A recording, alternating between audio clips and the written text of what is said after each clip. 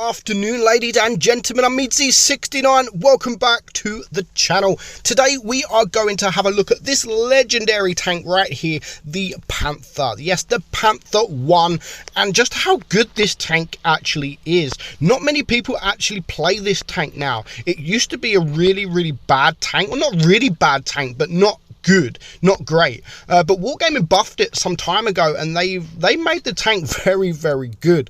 Now they gave it armor, and that is all the difference, because you come up against those other medium tanks, you will get bounces, and they do struggle to penetrate you. Now the turret armor is 168 millimeters, and the hull is 114. So on paper, not great, not the best, but actually in battle, that is with the way the armor is, it's actually quite a difficult pen. Of course, the lower plate is very difficult, but the upper plate, the lower plate is quite easy to pen, but the upper plate is actually really difficult to pen.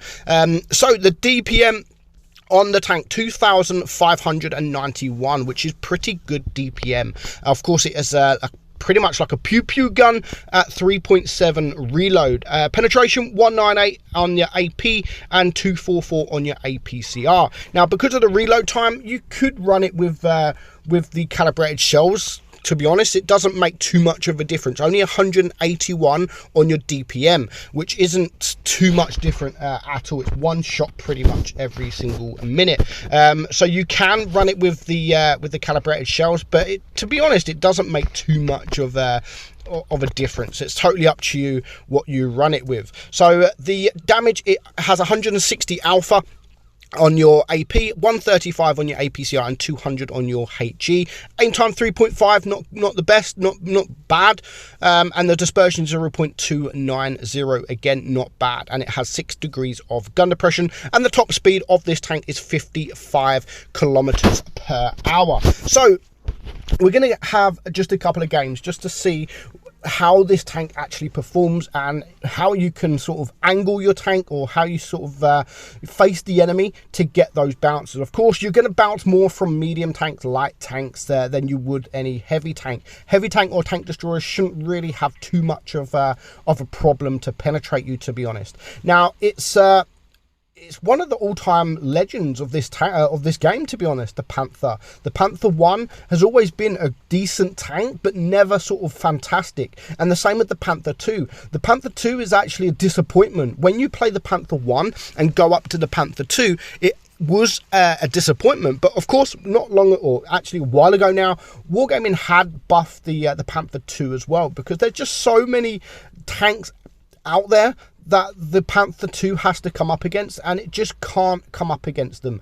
So Wargaming did buff that, so it has been made sort of easier to come up against these tanks, but still the Panther 2 isn't the greatest, not compared to the Panther 1. Of course, the buff was much needed for the Panther 1 because of all the premium tanks out there. You have things like the Type 62, the Dracula, and tanks like that. Yeah, it wasn't really an issue anymore. The Panther was never really an issue because of all these premium tanks. So I am glad Wargaming buffed it, and they have actually made it into a very good tank. But not many people play the tank like they used to. Of course, it's a heavy tank, so you can get those little bit of the ram damage in there just to up your DPM, and you're not going to lose too many hit points if you do ram. It is a heavy tank that can cause a lot of damage when you are... Don't ask me what that shot was. So yeah, it can cause a lot of damage when you go in for the ram. So we go in for the ram there. With our shot, we do 360 alpha, and now we do bring him down to a one shot, and the T-34-85 does take him out. So here's the Poodle trying to get the shot off on us, and you can see we've bounced from these mediums. We've only bounced a couple of shots, but it's still 385 block damage in a tier 7 medium tank, so which, I mean, that's not bad at all. So yeah, don't obviously look directly at the tank. If you look directly at the tank, of course, you're not going to bounce really too many shots that come your way. It's more, this tank is more obviously with the DPM and with the 3 second reload. With the adrenaline, you've got a 2.9 second reload, and you need to sort of use that for your advantage.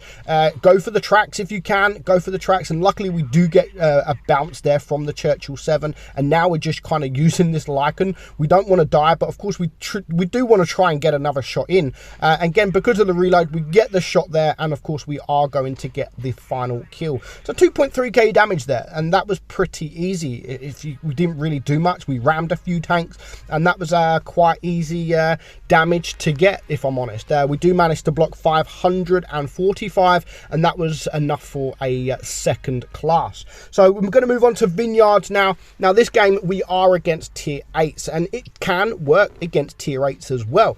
It's not just a one-trick pony sort of thing where you're good against lower tiers and then you're poor against higher tiers. This can actually perform in higher tiers as well, and that's what I like about these tanks. Like, that's why I like tier 9, because a lot of the tier 9s can still perform in tier 10, but nowadays a lot of the premium tanks, a lot of the tech tree tanks, if you're into sort of tier 6 and tier 7, they're only really good when you're top tier.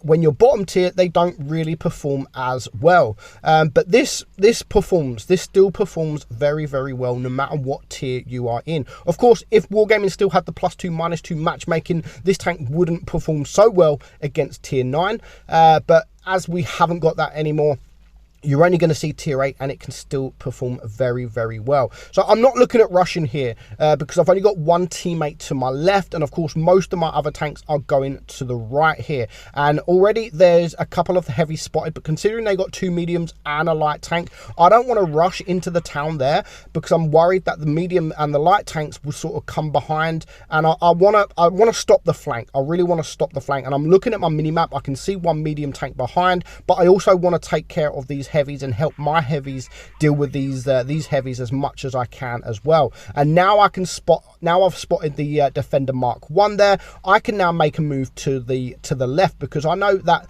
at most it'll be a 2 versus 2. And here is the LTG, who really annoys me this game. But fair play to him. But he really, really annoys me. Of course, he's a light tank, and of course there is the Comet as well. Now the Comet, both of these tanks really I have to be careful of. The Comet has great DPM, and the light tank there is pretty good tank as well. So I need to work with my Centurion. He's a tier 8 tank, but of course I don't want to just rush in because I'll just get deleted by this LTG, who is just rushing into me. I do miss my shot, but because of my reload is only 3.1 seconds, I do get that shot, but I can't really chase him because he's just too quick. He's just too quick. And the Tiger 1 is now a 1 shot, and here is the Defender Mark 1. So I don't want to go that way.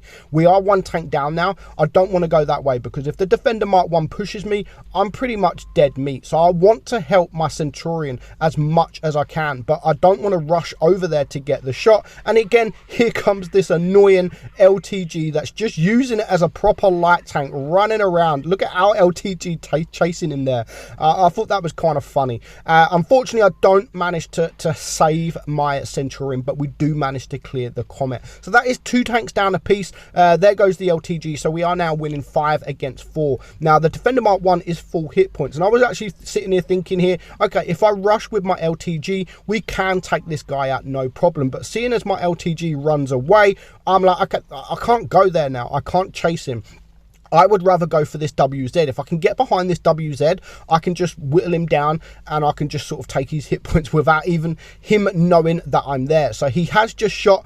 We do have to switch to APCR because the armor is very, very troll on this tank. And at this point, I know I'm going to take a shot. I know I'm going to get shot from this guy, but I do manage to take him out. And I think that shot from him, it was worth it. That was a good trade. So at this point, I'm looking around the map. I'm thinking, okay, there's 2 heavies to my left, and there is the Defender to my right. If I push the Defender here, he can clear me with 4 shots with his entire magazine. So I would rather ignore him and go. I mean, you are highly reliable. I mean, I've done 2k damage and I'm still doing damage. Of course, I'm using my brain, and this is what I'm doing. I'm not going to attack the defender, because I will lose and I would die. I would rather ignore them guys now and go and help my heavy tanks, which is what I'm doing. And because he's now shot, because the DPM of the Yo is not great, I can just take him no problem whatsoever. So there's 1 shot, 2 shots, he's now gone. So now it leaves a 3 versus 1, and we're winning on supremacy points. So I actually thought that was a good decision from me to do that. So he does take care of our T28 defender, but at this point I know he can't really take me because he's probably got 1 shot left, but now he's on a reload. I do bounce a couple of shots there, but our IS-3 does take him out. So overall, I thought that was actually, I played that really well. I supported the team, and I thought I did pretty well, to be honest. We do get 2,600 damage. We only blocked 400 damage that game. We do destroy 3 tanks, and we do manage to get the ace. 1,896 XP there. And I thought, you know, because we caught the base as well, I thought that was a pretty decent game for me. And as you can see, it's a tier 8 game, and I still managed to get the highest damage. So the Panther one, definitely worth grinding if you haven't. But of course, once you get to sort of the Panther 2, you will start to feel a little bit disappointed, especially after playing the Panther 1, because the Panther 2, even though it's not bad now, it's not great, and it's nowhere near as good as the Panther 1. So I hope you enjoyed the video, guys. I'm back tomorrow with the new Battle Pass tanks, so stay tuned. I'm Meadsy, and I'll catch you all soon. Bye-bye.